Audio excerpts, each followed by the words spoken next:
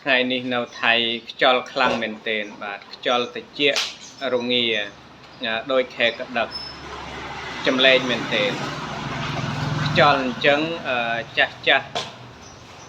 សម័យមុនគាត់ថាខ្យល់បោះដីបាទ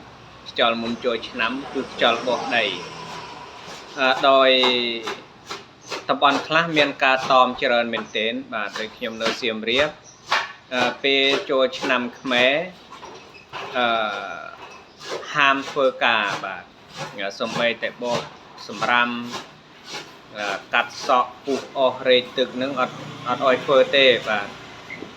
ដោយចាស់ក៏រែកទឹកចាក់ពីងរែកទឹកចាក់ពីងឲ្យពេញហើយត្រៀមរបស់ប្រើប្រាស់គ្រប់យ៉ាងបាទគឺក្នុងកំឡុងពេលចូលឆ្នាំនោះអត់ឲ្យធ្វើអ្វីទេឲ្យសម្រាកបាទហើយអាចធ្វើការវិញបានលុះត្រាតែទៅត្រាស់បាទទៅត្រាស់គឺទៅឆ្លងចូលឆ្នាំនោះបាទដោយគាត់យកដីខ្សាច់យកដីខ្សាច់ពីផ្ទះទៅវត្តបាទវត្តណាឆាប់ត្រាស់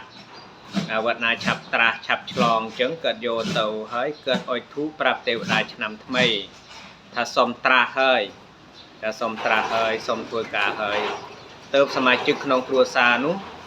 ហ៊ានធ្វើការបាទបើមិនអញ្ចឹងទេអត់ហ៊ានធ្វើការទេហើយការតមនោះគឺតមច្រើនថ្ងៃឬច្រើនឬតិចបាទតមយូរឬឆាប់នឹងអាស្រ័យទៅលើទេវតាបាទបើសិនជាមហាសង្ក្រាន្តបានទោះទាយថាទេវតាឆ្នាំណាទេវតាកាចទេវតាសយរបស់កាចឆ្នាំនោះនឹងតមយូរបាទអាចតម5ថ្ងៃអាចតម7ថ្ងៃ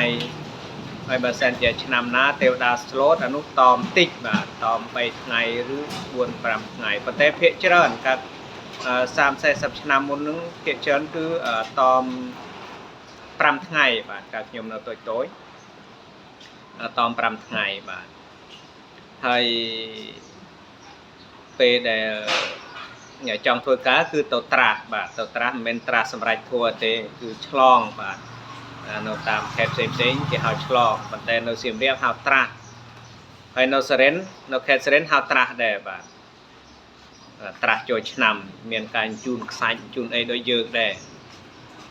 បាទហើយថ្ងៃនេះខ្យល់ណាស់បាទនៅថៃខ្យល់មែនទែន